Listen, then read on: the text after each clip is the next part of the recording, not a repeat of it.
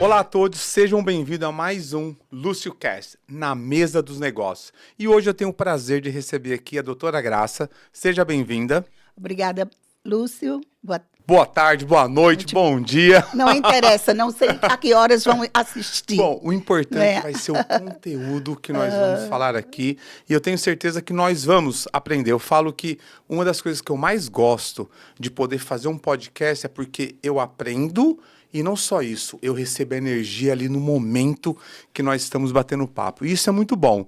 Doutora Graça, você é PhD em neuropediatria, com foco em desenvolvimento e conhecimento da família.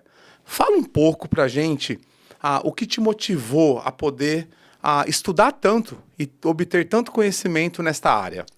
Se eu tivesse que falar uma palavra, eu diria, foi baseado no meu propósito de vida, que eu fiz aos 7 anos de idade. Uau, mas não quero chegar ainda lá não, porque eu conheço um pouquinho da história, eu vou querer saber mais.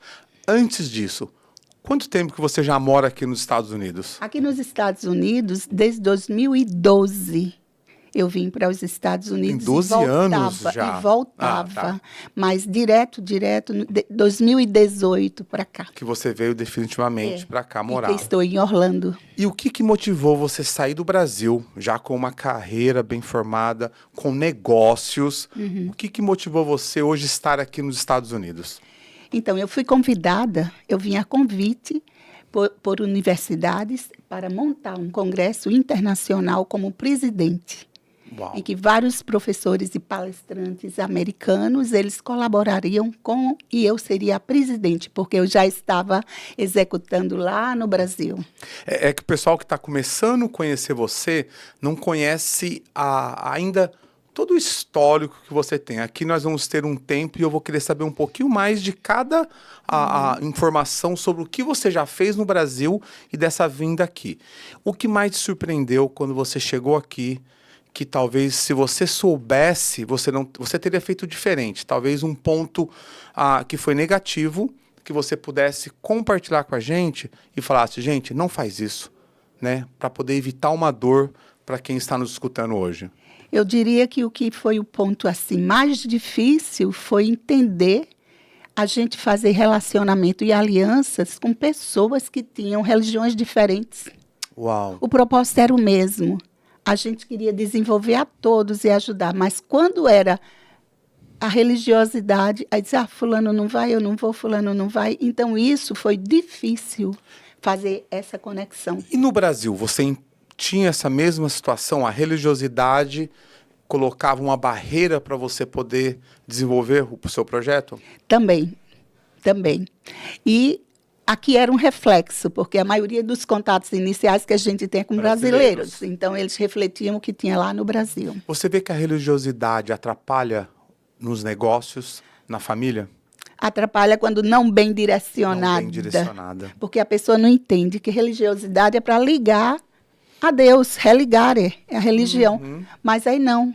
O pessoal quer ligar a seus interesses e não quer ver a religião do outro. Uau. E os princípios são os mesmos, de amor, de Deus, de compaixão, de doação, de solidariedade. Eu vejo como todo, e único. Às vezes, o interessante que você falou, né? Para os interesses próprios. E às vezes não entende que prejudica as pessoas porque limitam elas até mesmo de se conectar com Deus e cumprir o propósito. E o primeiro prejudicado é ela. Ela própria. Porque se ela não está com esse propósito e seguindo os princípios, ela com Deus, como é que fica? Uau. Entendeu? E hoje, depois que você passou essa fase, você entendeu essa dificuldade, como que você começou a ajustar isso na sua vida aqui nos Estados Unidos? Essa é uma boa pergunta, porque exatamente esse foi o meu trabalho. Eu consegui ajustar mostrando que eu estava além da religião de cada um. Porque eu poderia ir na sua igreja, na outra. Eu iria nas igrejas, contanto que tivesse princípios semelhantes. Quando tivesse propósitos semelhantes. E meu propósito é Deus, é o espiritual acima de tudo. Um Deus que guia, através do espírito, a minha alma, e a minha alma domina o meu corpo. Uau, lindo. Né? Então, muita gente, quando foram entendendo, aí teve pessoas, era isso que eu queria e não entendia. Então, hoje, a gente entra em várias igrejas, ou não igrejas, encontra pessoas diferentes e tranquilo. Sim. É aí a diferença. E agora eu quero voltar um pouquinho quando você fala que você encontrou o seu propósito aos 7 anos de idade. Fala um pouquinho, porque, assim, eu vejo que é difícil as pessoas já velhos, né? Uhum. Essa pergunta de qual é o seu propósito. E geralmente a pessoa não tem certeza. Ela fica na dúvida, ela não tem uma resposta muito clara. E quando você fala que você encontrou, eu queria que você mencionasse um pouco sobre o propósito, mas também como talvez você teve certeza que era e você encontrou ali. Uma boa pergunta essa, Lúcio, porque isso foi uma coisa que o propósito, ele queima, como dizem, no seu coração. É aquele que lhe motiva todo dia. Você acorda querendo fazer melhor. Você acorda disposto. Vai dormir pensando e acorda melhor. Então, com 7 anos, no dia do meu aniversário, eu olhei, estava comendo um bolinho, olhei para o meu pai, minha mãe e o pediatra. E eu falei solenemente, mamãe, papai, eu já sei o que eu vou fazer. Eu vou fazer medicina para ser uma médica pediatra, para tratar as crianças com muito carinho e ajudar as crianças serem felizes como eu sou. Uau. Foram minhas palavras, exatamente essas palavras. Eu tenho isso documentado, tenho uma família também que presenciou. Então, isso me encheu e, a partir daquele dia, eu não saí. Eu brinco, dos 7 aos 70. Dos 7 aos 70. Eu estou com 76, para quem não sabe, né? Uau. Né? E com toda essa energia. E muita energia. Está aumentando a energia. Será que o propósito gera mais energia na pessoa? Gera, porque nada... Aí, ó, você que não tem propósito, dá um jeito de encontrar o seu, porque é interessante, os olhos da pessoa, quando ela fala sobre algo que está dentro do propósito dela, muda. Muda. Ele O brilha rosto, sem querer, o rosto fica que alegre. Você, não está, você falando é gostoso até de olhar para você, porque tem alegria, tem paixão. Tem. E isso aí você vai cultivando. É tanto quando eu fiz isso, e eu esperei, qual a reação do meu pai? Eu fiquei esperando, né? Aí escutei solenemente. Isso era olhando para uma duna linda, maravilhosa, onde eu era movida, porque eu via crianças que iam para aquela duninha, que era um morro, uma favela lá em cima, que depois eu descobri, e eu via aquelas crianças maltratadas e eu queria exatamente ajudar aquelas crianças e aquelas famílias. Eu dizia, por quê? Eu tenho e elas não têm. Isso todo dia era na minha cabeça. Então, o que é que eu vou fazer para ajudá-las, elas ser como eu? Você acredita que propósito tem a ver com pessoas?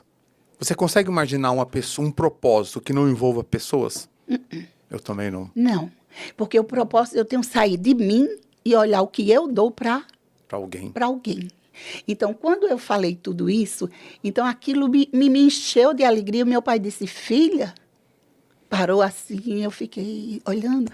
Você vai fazer o que você quiser, onde você quiser, porque tudo que você faz é bem feito e com amor. Uau, sabedoria, né? Então, a sabedoria do meu pai foi assim, determinante. Pai, mãe, sabedoria na educação dos filhos. Isso é tudo que você tem. É tudo. Agora, você acredita que ele sabia exatamente o que ele estava falando para você? Ou foi algo intuitivo dele como pai apoiando a filha? Ele sabia. Ele sabia. Ele sabia porque ele já me pegava ensinando provérbios aos 7 anos. Filha, sabe quem foi o rei Salomão, filho do rei Davi? Sabe por que ele foi o homem mais rico? Porque ele foi o mais sábio. E sabe por que ele foi sábio? Porque ele pediu a Deus sabedoria. E meu pai, de família judaico-cristã, holandeses com portugueses, aqui no Brasil, eles fizeram isso lindo. Cresceram em 12 irmãos, todos prosperaram. Uau.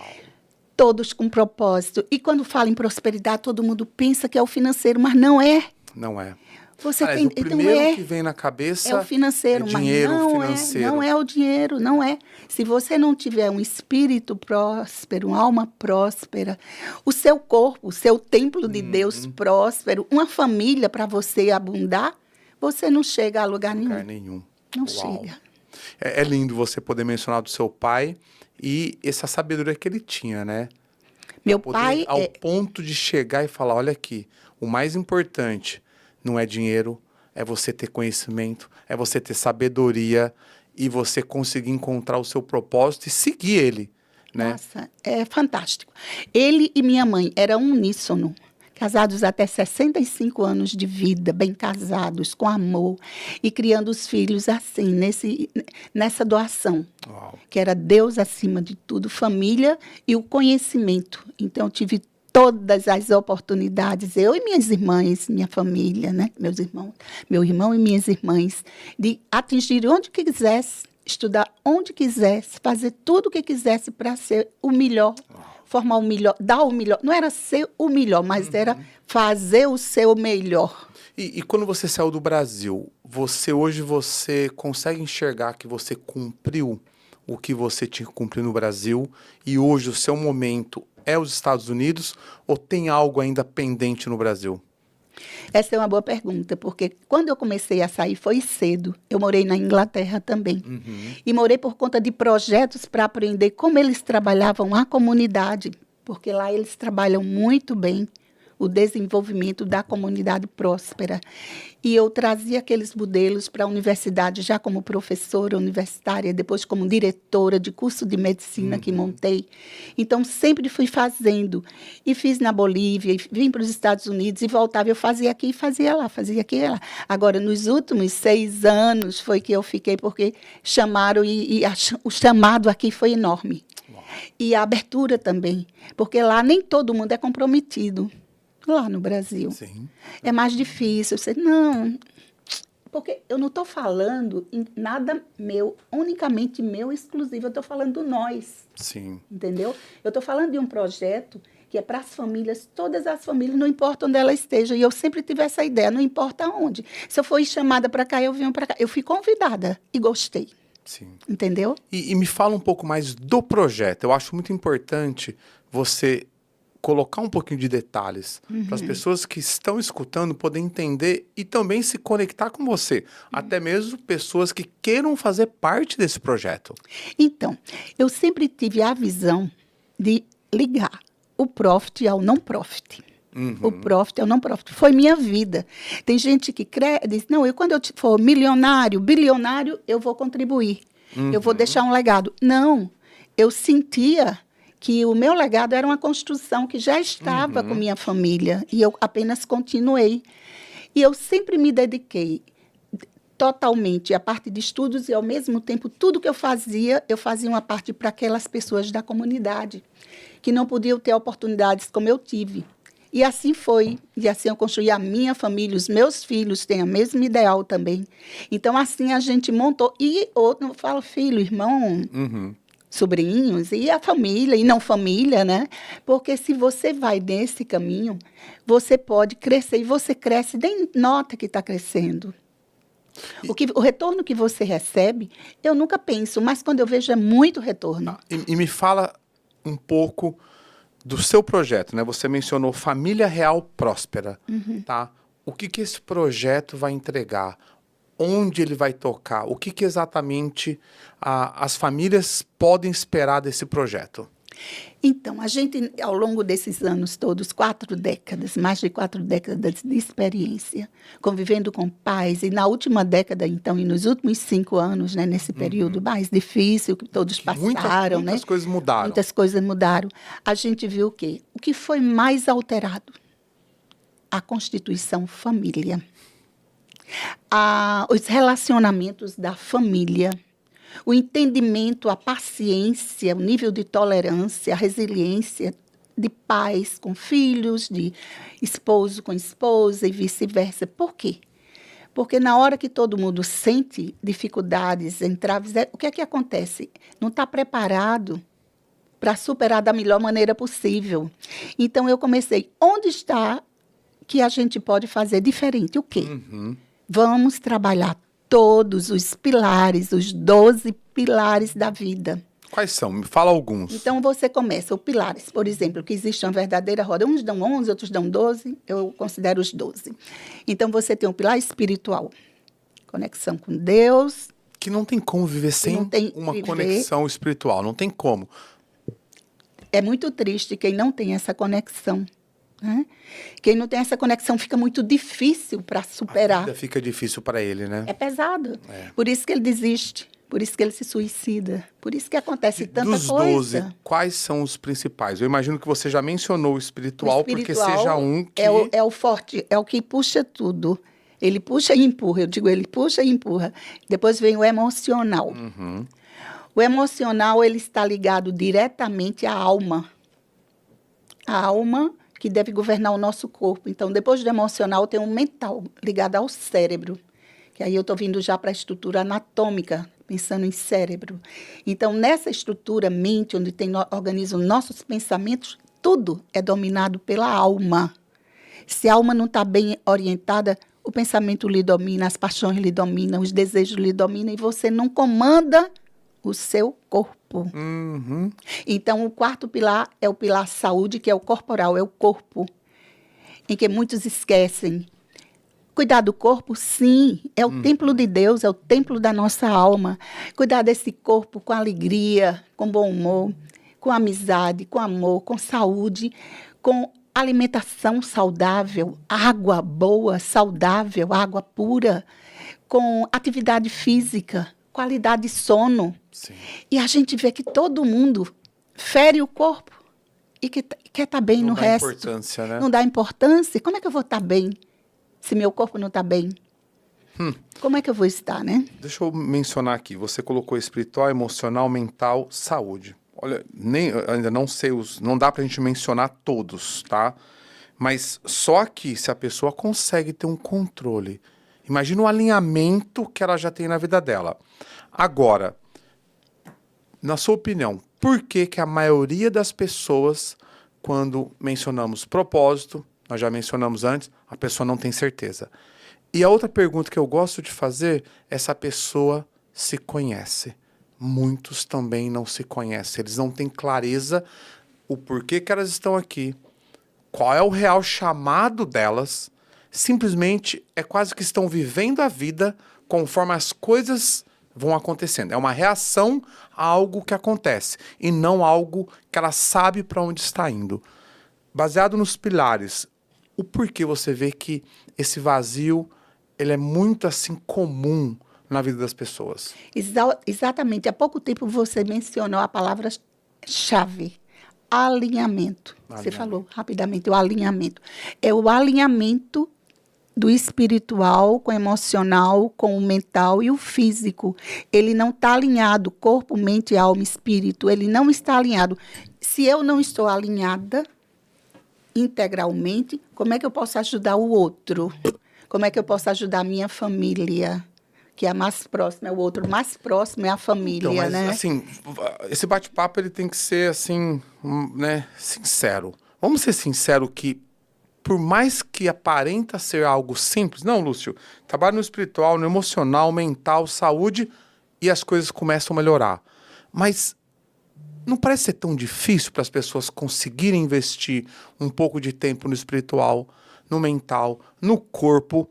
O que você poderia dizer, talvez, como algo que fosse, talvez, o primeiro pontapé para a pessoa falar, faz isso, que você já começa a pelo menos, ajustar a sua rota? Olha, eu vejo na minha família, da minha experiência de vida, que eu posso falar assim, né? Então, eu vejo o seguinte, que o segredo de tudo foi o alinhamento espiritual. Alinhou o espiritual, a conexão com Deus, a sua identidade. Você sabe que é um filho de Deus que pode tudo e você pode tudo. Uhum. Até muito mais, como o próprio Jesus dizia. Então, você tem de ir para o espiritual, tem de ler, tem de se alimentar. A gente não come, não bebe todo dia, né? Então, tem de ter o pilar espiritual. A Bíblia está aí. Todo dia. Eu começo o dia com provérbios. Eu leio diariamente provérbios. E hoje, o que é que eu posso tirar daquela frasezinha?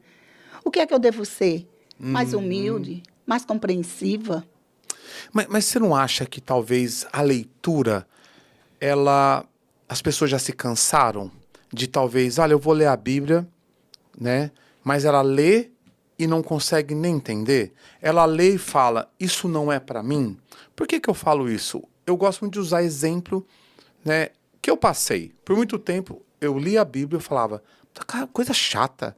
porque Salomão não sei o quê, seja isso e vai acontecer isso, né? Honre teu pai e tua mãe. Sabe coisas que às vezes você não conseguia ter clareza? E eu vejo que coisas que me ajudaram e eu comecei a ter um entendimento maior foi quando eu me conectei comigo também. E é interessante que a pergunta, quando a pessoa, Lúcio, mas como assim? Você não deveria se conectar com Deus primeiro? E numa conversa comigo mesmo foi, realmente, Deus, ele é com quem eu deveria estar me conectando primeiro. Mas aí eu lembro que eu acordo muito cedo, e sabe aquela conversa doida, você com você mesmo? E foi assim, então, mas Deus tá onde? Dentro de você. É quase que primeiro eu tive que conectar comigo para poder ligar e ter uma conexão com Deus. E outra coisa, eu sou a imagem e semelhança de Deus. Então, se eu consigo me conhecer, automaticamente eu começo a conhecer mais sobre Deus. Nós estamos aqui, ó, tudo ligado. Exatamente esse ponto que você colocou, eu diria o xizinho da questão. Na hora que você está se conectando com você, e se Deus está dentro de você, se você recebe tudo isso, e você é um reflexo dele espiritual, e você entende isso, aí o que é que acontece? A mudança. Você tem identidade com Deus. Olha, é identidade de filho, de filha, de Deus. Você acredita, talvez, aí agora é uma pergunta pessoal minha, tá? Você acredita que talvez a conexão com Deus, ela fica difícil porque você sempre olha Deus como Deus Todo-Poderoso, perfeito. Aí quando você se olha, você fala, puxa, sou pecador, sou falho, falo que vou fazer uma coisa, não faço, erro, e isso talvez seja um impedimento de ter essa conexão. Aí talvez, quando eu me conectei comigo, eu me aceitei com as minhas falhas, quando eu tive o entendimento que eu jamais seria perfeito, né, enquanto eu estivesse aqui nessa vida, parece que foi onde eu comecei a ficar mais leve e falar, ok, agora eu consigo me conectar com Deus. Isso aí é o ponto, Lúcio. Exatamente esse é o ponto. Você colocou bem certinho. Você primeiro, daí a necessidade do autoconhecimento. Sim. Aí a necessidade, porque quando você se autoconhece, autoanalisa, vê pontos fracos, pontos fortes, o que é que eu gosto, o que é que eu não gosto. E para você mudar, você tem de se perdoar. Auto-perdão, auto-entendimento. Você acredita que a maioria das pessoas não se perdoam? Pois é, por isso que não pode perdoar o outro. Se ela mal... Ela mal se consegue perdoar, entendeu? E se a gente tem... Eu acho que é abençoado quem tem uma religião assim, tipo... a igreja, o cristianismo em geral, Sim. o cristianismo. Tem Jesus aí, o modelo de Jesus, morrendo, perdoando tudo, dando chance outra vez. Agora você tem não que fazer... julgando. Não julgando. Todo dia eu trabalho para não julgar. Eu olho para a pessoa e digo, não vou julgar. E outra coisa, além de não julgar, procurar descobrir o que é que está bom em você, que eu possa absorver. E o que é que eu tenho de bom que eu posso dar. Porque para a gente olhar e colocar defeito é rápido. Aliás, é muito fácil. É mais fácil eu julgar o outro, até para poder se esconder por, sabe? Porque você tem de erro, de defeito. Então eu falo do outro, me escondo atrás do meu. E o outro é que está errado, né? Então, na hora que você trabalha esse autoconhecimento, por isso que eu amo a inteligência emocional, a neurociência, porque a gente trabalha nessa área. Uau. Você começa a se conhecer. E nesse nosso programa, voltando àquela pergunta inicial, a gente vai trabalhar as crenças em vários pilares. Só um pouco do que você falou, fantástico. Eu fico imaginando um trabalho detalhado, você sentar com alguém e poder ajudar ela. Porque às vezes você precisa de uma ajuda. Às vezes o que você vai falar, você vai despertar algo, você vai me fazer a ter clareza de algo que talvez eu olhe e falo. Espiritual é tão simples, a palavra espiritual é muito ampla. Não, peraí, deixa eu te explicar exatamente o que eu estou falando e que vai virar a chave para você. Conecta com o emocional, conecta com a tua mente para poder você virar a chave. Sensacional. Bom, tem aí, família real próspera. Isso é um negócio para você ou é somente algo mais social? Não, isso vai ser negócio. Negócio. Negócio. No Até primeiro porque, momento... vamos lá, a gente falou muito agora, né? do que você vai entregar dentro, que eu acho fantástico. Isso aqui eu vejo que pode ajudar muitas famílias, muitas pessoas. Mas tem que ser um negócio. A gente não pode confundir esse dom, essa habilidade que você tem e você sair entregando sem que seja dentro de um negócio. Tem pessoas que você ajuda que não cobra. É normal, tem que ter essa parte. Mas como negócio, me fala a sua visão de expansão para os Estados Unidos como negócio. Você hoje, Orlando, você pretende formar mais pessoas, você pretende dar mentorias, o que você pretende fazer com essa visão de negócio? Vamos entrar um pouquinho para o negócio, nós temos aqui mais uns 5, 10 minutos, eu quero que você fale de negócios agora um pouco. Falando de negócios... Até porque se deixar, eu falo que negócio é só entrada de algo muito maior.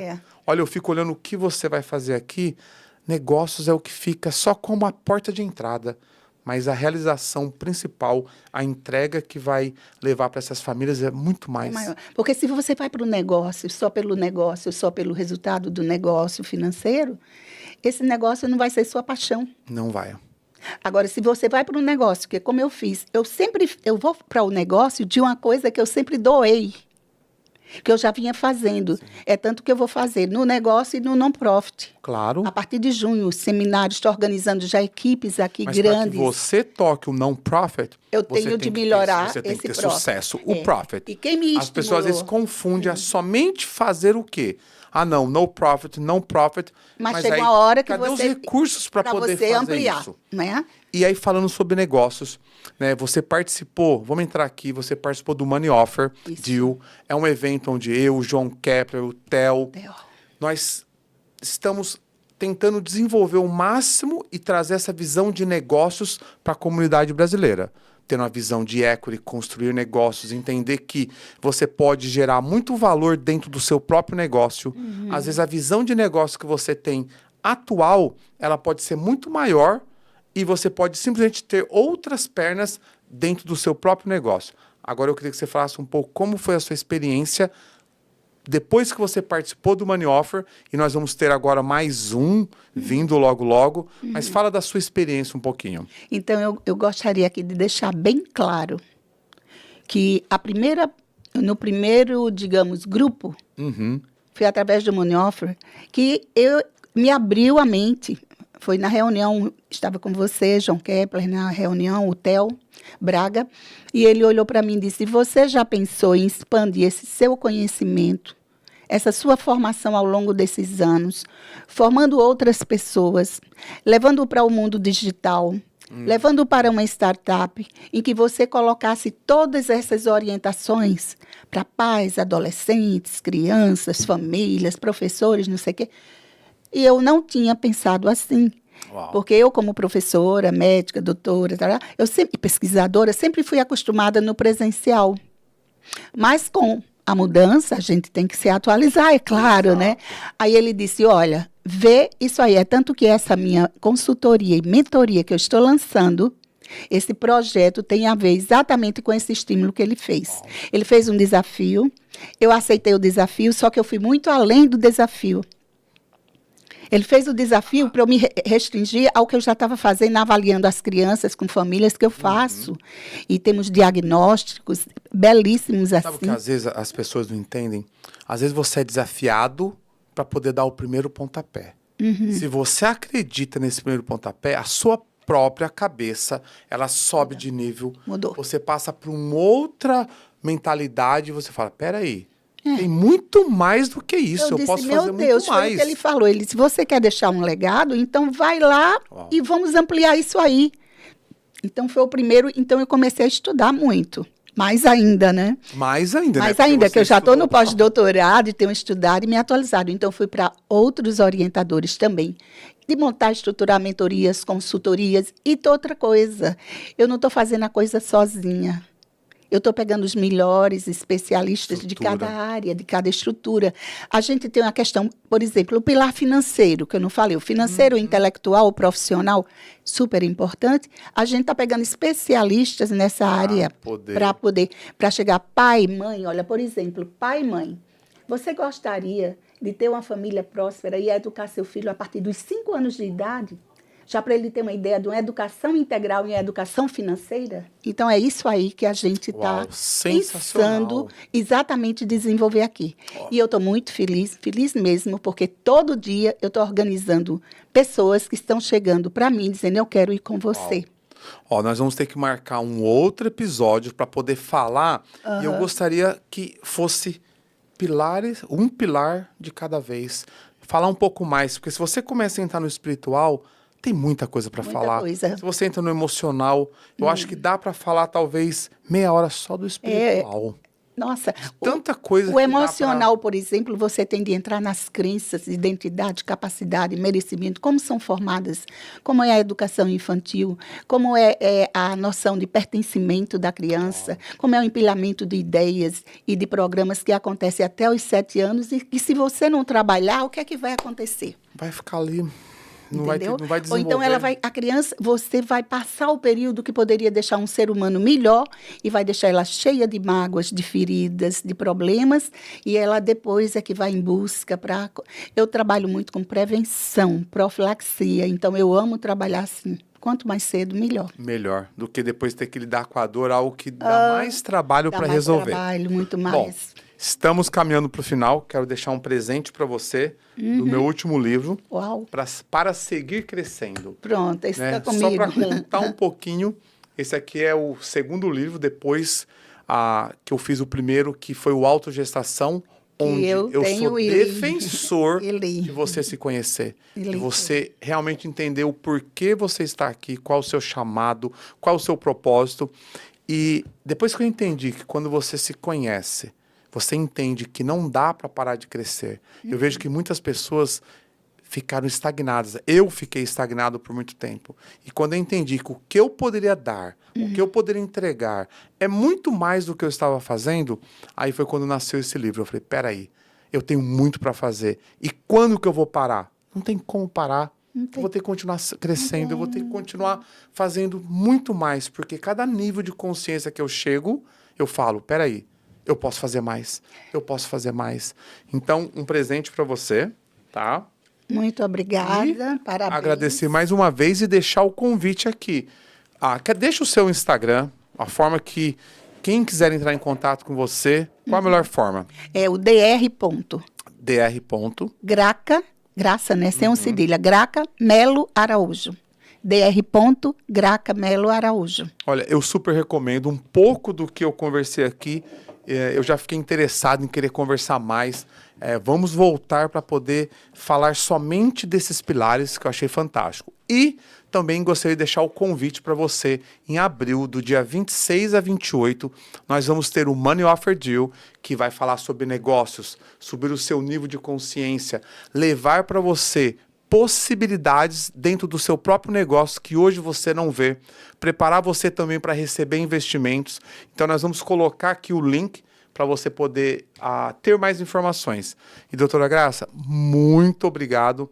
Que bom esse bate-papo. Fiquei muito feliz. Eu agradeço. Fiquei muito feliz desse relacionamento, porque é outro contato nosso, outro conhecimento em outro momento super importante. E não tem nada melhor do que você transbordar com o seu conhecimento e ajudar outras pessoas. Exatamente. Muito obrigada. Para finalizar, eu queria que você olhasse para a câmera e deixasse uma mensagem, o que você quiser, para as pessoas que estão nos escutando.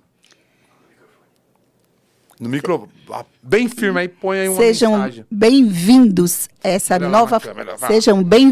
esta nova fase do programa Família Real Próspera. Estamos iniciando aqui na Flórida, em Orlando, mas ela já tem ramificações para Portugal e para o Brasil e outras partes, né, do mundo. Então, você que quer uma família próspera, que quer ajudar seus filhos a uma família feliz, comprometida, que entenda, pé no chão e que cresça, prosperando e transbordando, vocês são bem-vindos. Podemos oferecer isso para vocês. Muito obrigada. Deus abençoe. Muito bom. E compartilhe, né? Acho que mais importante do que você receber um conteúdo desse, uma informação, é você não reter. Transborde compartilhando. Se você quiser ir além ainda, fale para alguém. Ensina o que você aprendeu. Pegue os insights que você teve aqui e compartilha com alguma pessoa, um amigo, família, que você vai dar início a um transbordo na vida das pessoas. Muito obrigado. Viu? Muito obrigada.